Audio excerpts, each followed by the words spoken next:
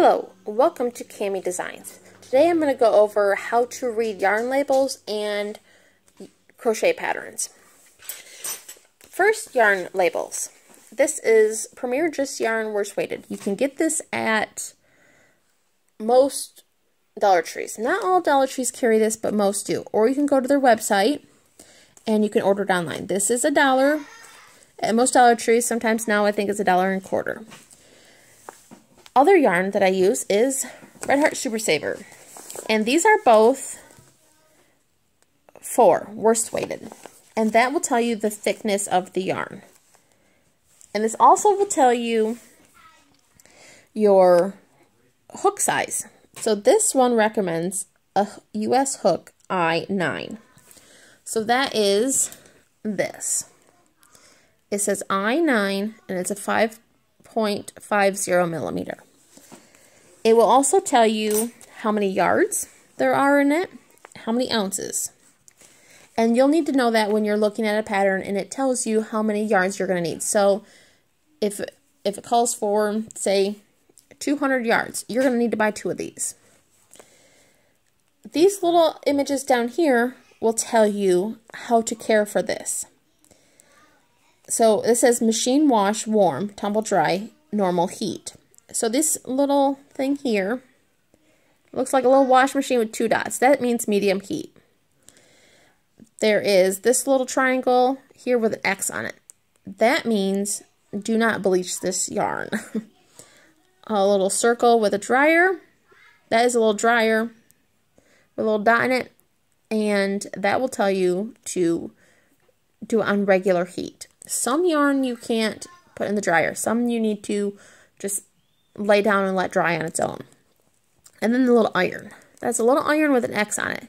That means this is not safe to iron. So if you do need to iron something, what I do is I put down a cotton towel and I will just steam it and kind of just lightly press it. Some irons do have settings for acrylic. Mine does. So I wouldn't recommend doing it directly on it, but that's up to you whether you feel comfortable with that or not. Let's see. Another thing on these labels is it'll tell you the name of it. This is the name of this color. And the name of this color is Slate. And it has a number here. It's a lot number. And this is 6510. So if I were to do a blanket in this color, I would want to buy all the skeins at once for that specific project. And I would want all the numbers to match, because that means they all came off at the same time. That means your colors are going to be really close. They might be off a little bit, but they will be as close as can be.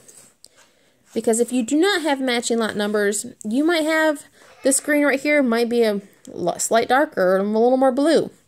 So when you're working a big project, you want to be sure to get all of them at the same time and try to get them the same lot. And I think that covers yarn labels. I will have a link for a paper to show you what all the symbols mean for reference in the description. And now on to reading crochet patterns. And crochet patterns have abbreviations. So I'm just going to show you some abbreviations. For example, you will have some basic stitches.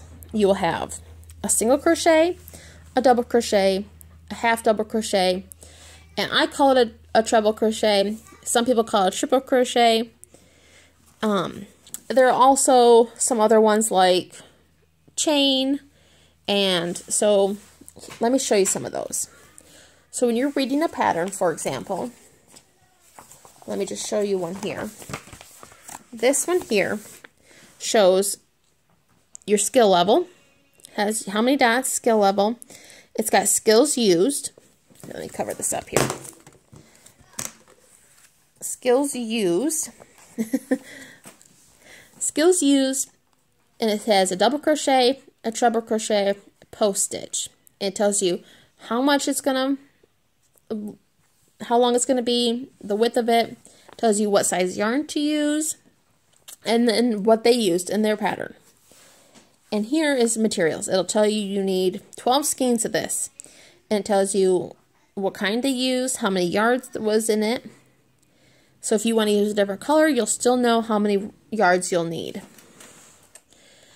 They'll also tell you what size hook to use, what you're going to need: stitch markers, yarn needle, and you're going to need buttons. So that is just, every pattern should have that. And then when you're reading a pattern, it will say, for example, it'll say, like, let me find one. Round 1. Okay, so it tells you to change to a larger hook. It'll say DC, FPDC, and this is just telling, it looks overwhelming, but it's not. Once you learn what the abbreviations mean, you can just whiz right through it. So for a chain, it's CH. For a single crochet, SC. So you can kind of get it. It says single crochet, and then you got half double crochet is HDC, double crochet is DC, and you have your slip stitch, and then, so every pattern will have an abbreviation list, because some people might use the UK version, some will use US, so you'll just have to reference that pattern. There are also symbols in some patterns. So for example, when working a pattern that is really intricate, you might have one of these.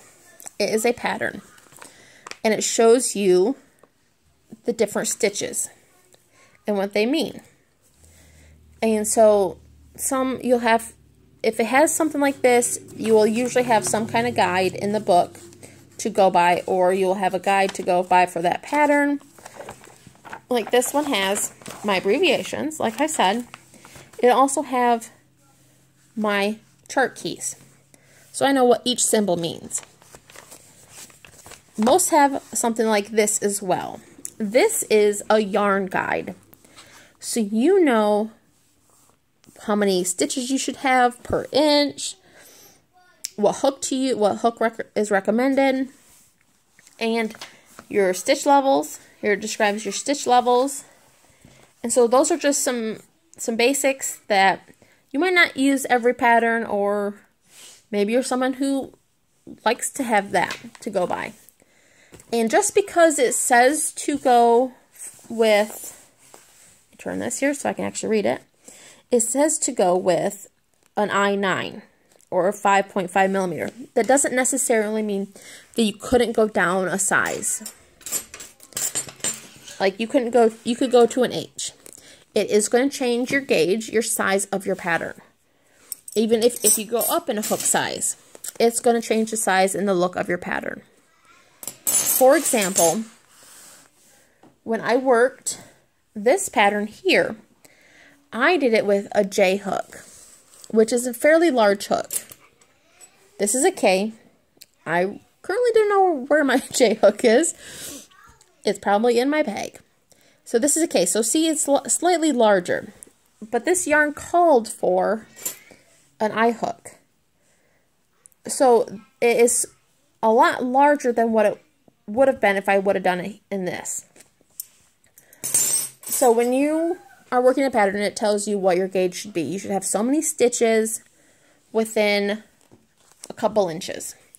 And it'll tell you usually on a skein of yarn what is normal. So for this, a 4-inch, let me see if I can zoom in here, a 4-inch by 4-inch square, you should have 12 single crochets by 15 rows. So you should be able to do 15 rows with 12 single crochets across, and it should fit into a 4 by 4-inch square. And that, once again, it'll be different if you go up in size. So if you're working a sweater or a garment, something like that, it will change the size of your garment, and you will need to adjust the pattern to your needle if you adjust the needle size. Sometimes a gauge might be off, and you might have to go up a needle because you are a tight crocheter, so you hold your yarn really tight. That all depends on your tension and just how you're comfortable with it. And that is, I think, it. If you have any questions or comment, please feel free to leave them below, and I will try to respond as soon as possible. And don't forget to subscribe and like this video. Give me a thumbs up. And I just want to let you know that once I reach 2,000 subscribers, then I will start offering free crochet patterns of my own design. You'll be able to go, I'll give you a code, and you'll be able to go on and pick out your own pattern for free. So just remember, if you subscribe and you comment, once I get 2,000, you will be entered to win every week. I'll try to put out a video every week, and you can win a pattern, possibly every week if you're chosen.